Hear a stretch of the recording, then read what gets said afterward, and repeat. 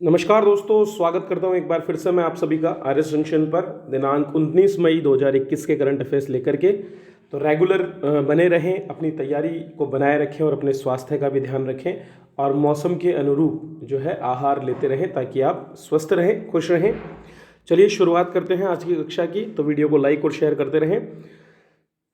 गुलदस्ता की हमारा अप्रैल माह का एडिशन भी मैंने रिलीज़ कर दिया है और बाईलिंगुअल है, हिंदी और इंग्लिश दोनों में। जैसा कि आप देख सकते हैं, सभी महत्वपूर्ण खबरों को मैंने इसमें सम्मिलित करने का प्रयास किया है। तो आज ही गूगल प्ले स्टोर पर हमारी आरएस जंक्शन नामक एप्लीकेशन से आप 35 रुपये में इस बुक को ले सकते हैं, जो आपको पीडीएफ में अवेलेबल होगी और जिसका प्रिंट भी आप ले सकते हैं। चलिए तो शुरुआत करते हैं पहले प्रश्न के साथ। इस महीने का 68वां प्रश्न, स्मार्ट सिटी मिशन। ये एक 2015 में शुरू किया गया मिशन था जिसके अंतर्गत चुनिंदा शहरों को स्मार्ट शहरों की तर्ज पर विकसित करना था। और इसी क्रम में ऑनलाइन रैंकिंग हाल ही में जारी की गई, जिसमें राजस्थान ने 29वें स्थान से सुधार करते हुए पूरे देश में दूसरा स्थान प्राप्त अब किया है। तो पिछले वर्ष जहां राजस्थान 29वें स्थान पर था, वहीं अब ये 36 राज्यों और केंद्र शासित प्रदेशों में दूसरे स्थान पर आ गया है। Online ranking regular daily basis पर रियल टाइम पर अपडेट होती है।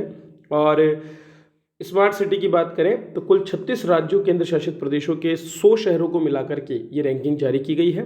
राजस्थान के कुल 4 शहर इसमें सम्मिलित है, जिनमें से उदयपुर 8वें स्थान पर, कोटा 11वें स्थान पर, अजमेर 29वें स्थान पर और जयपुर 36वें स्थान पर रहा है। राष्ट्रीय स्तर पर बात करें तो झारखंड पूरे देश में प्रथम स्थान पर रहा और उनकी राजधानी रांची 12वें स्थान पर है।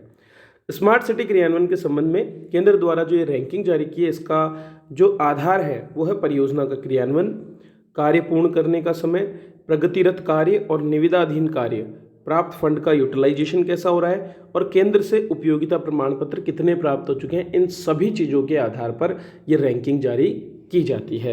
ये शिक्षा, इंफ्रास्ट्रक्चर, अर्बन मोबिलिटी, पर्यावरण संरक्षण और बाकी अन्य महत्वपूर्ण मुद्दों को लेकर के और जो है काम कर रही है।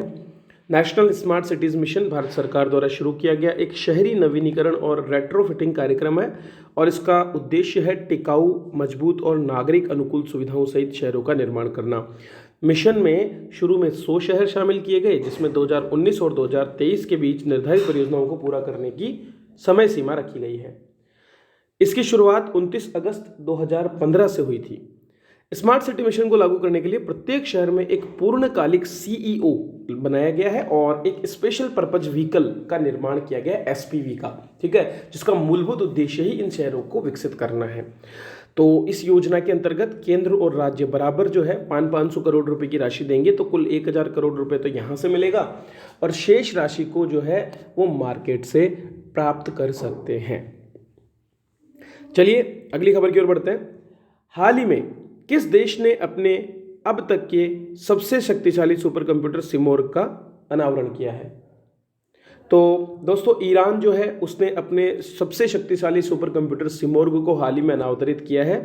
ईरान ने तेहरान के अमीर कबीर प्रौद्योगिकी विश्वविद्यालय द्वारा इस जो शक्तिशाली कंप्यूटर है इसका विकास किया गया है। ईरान ने अपने सुपर कंप्यूटर का नाम एक पौराणिक फारसी पक्षी के नाम पर रखा है और इस कंप्यूटर में वर्तमान में 0.56 पेटाफ्लॉप की प्रदर्शन क्षमता है, जो बढ़कर के 1 पेटाफ्लॉप तक हो जाएगी। और ईरान का यह भी उद्देश्य है कि वह अपने सुपर कंप्यूटर विकास के अगले चरण में 10 पेटाफ्लॉप की क्षमता तक के सुपर कंप्यूटर विकसित कर पाएगा। दुनिया में अगर सबसे तेज सुपर कंप्यूटर की बात करें तो जापान का सुपर कंप्यूटर फुगाकू सबसे तेज सुपर कंप्यूटर है।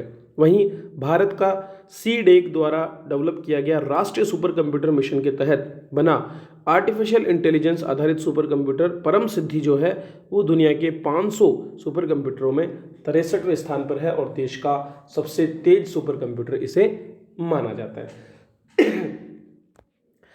भारत सरकार ने जनजातीय स्कूलों के डिजिटल कायाकल्प के लिए हाल ही में एक संगठन के साथ समझौते पर हस्ताक्षर किए हैं और इस संगठन का नाम है माइक्रोसॉफ्ट। माइक्रोसॉफ्ट के साथ ये हस्ताक्षर इसलिए किए गए हैं ताकि आर्टिफिशियल इंटेलिजेंस का प्रयोग करते हुए जनजातीय स्कूलों में डिजिटल एजुकेशन को बढ़ावा दिया जा सके। तो 17 मई 2021 को जनजातीय मामलों के मंत्रालय और माइक्रोसॉफ्ट ने इस समझौते पर हस्ताक्षर किए। इसमें आदिवासी क्षेत्रों में आश्रम स्कूल और एकलव्य मॉडल आवासीय विद्यालय जो है उनको सम्मिलित किया जाएगा। माइक्रोसॉफ्ट आदिवासी छात्रों के लिए हिंदी और अंग्रेजी में आर्टिफिशियल इंटेलिजेंस आधारित पाठ्यक्रम उपलब्ध करवाएगी। इस कार्यक्रम के पहले चरण में 250 एकलव्य मॉडल रेजिडेंशियल स्कूल अर्थात EMRS स्थापित किए जाएंगे। उद्देश्य क्या रहेगा? ज्ञान का भंडार बनाने वाली एक सतत प्रक्रिया बनाना, ताकि एक के बाद एक पीढ़ी में इसे हस्तांतरित किया जा सके, जैसा कि पूर्व में हमारे देश में होता रहा है। यह कार्यक्रम सुनिश्चित करेगा कि छात्रों को अपने गांव, पर्यावरण और समग्र समुदाय को बदलने का अवसर भी मिले आर्टिफिशियल इंटेलिजेंस के माध्यम से। नेक्स्ट प्रश्न देखते हैं दोस्तों। महासागर जो है आज भी अनछुआ है। अंतरिक्ष और समुद्र के गहरे तलों को खोजने की मनुष्य की जिज्ञासा हमेशा से रही है, और इसी क्रम में हाल ही में एक ओकेनोस एक्सप्लोरर अभियान एक देश ने भेजा है, ताकि समुद्र तल की मैपिंग की जा सके और उसको जो अनछुए पहलू हैं उनको सामने लाया जा सके। ये काम अमेरिका द्वारा किया गया है। अमेरिका द्वारा महासागर के इस तल की खोज के लिए ओकेनोस एक्सप्लोरर नामक अभियान, नाम को याद कीजिए, नाम पर फोकस कीजिए। ओकेनस एक्सप्लोरर समुद्र की खोज के 2 सप्ताह के अभियान पर भेजा गया है, और इसका काम होगा जो समुद्र का हेडल जोन होता है, जो कि 6000 मीटर से भी ज़्यादा गहराई पर होता है और जहां प्रकाश नहीं पहुंच पाता है, ऐसे क्षेत्र में समुद्र तल के विशाल क्षेत्रों के 3D मानचित्रण का निर्माण ये करेगा। इसमें एक साईफाई मूवी आधारित, जैसा आपने देखा होगा कई बार इस तरह के वाहन आपने देखे होंगे जो समुद्र में गहरे क्षेत्र में जाते हैं, वैसे ही एक प्रौद्योगिकी का प्रदर्शन भी किया जाएगा जिसका नाम है ऑर्फियस। ऑर्फियस एक तरह का सबमर्सिबल रोबोट है, और ये समुद्र तल पर वैज्ञानिक विशेषताओं की पहचान करने में मदद करेगा। दरअसल समुद्र की ऊबड़ खाबड़ सतह पर चलना बड़ा मुश्किल होता है, लेकिन यह रोबोट इस काम को आसानी से अंजाम दे पाएगा। ऑर्फियस को JPL और वुड्स होल ओशनोग्राफिक इंस्टीट्यूशन द्वारा डिज़ाइन किया गया है। JPL की बात करें तो JPL ने मार्स मिशन 2020 के जो परसिवरेंस रोवर और इंजेन्यूटी हेलीकॉप्टर है उसको भी डिज़ाइन किया है। WHOI की बात करें तो ये हेडेक्स कार्यक्रम का संचालन कर रहा है। हेडेक्स का मतलब है हेडल एक्सप्लोरेशन प्रोग्राम, और हेडल जोन जैसा कि मैंने बताया महासागर का सबसे गहरा क्षेत्र है जो समुद्री खाइयों के भीतर स्थित है, और आमतौर पर 6000 मीटर से 11000 मीटर की गहराई में ये पाया जाता है। तो इसके एक्सप्लोरेशन का काम अब ये ओकेनोस एक्सप्लोरर नामक जो मिशन है वो करेगा।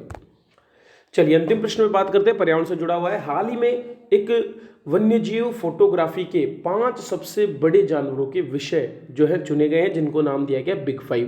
दरअसल पर्यावरण संरक्षण हेतु इन जानवरों की फोटोग्राफी करने का निर्णय लिया गया है दुनिया के सबसे बड़े फोटोग्राफर्स द्वारा, और इसीलिए बिग 5 में इन 5 जानवरों को सम्मिलित किया ताकि इनका संरक्षण हो सके। इनमें हाथी, गोरिल्ला और बाघ सम्मिलित है, लेकिन गेंडा नहीं है।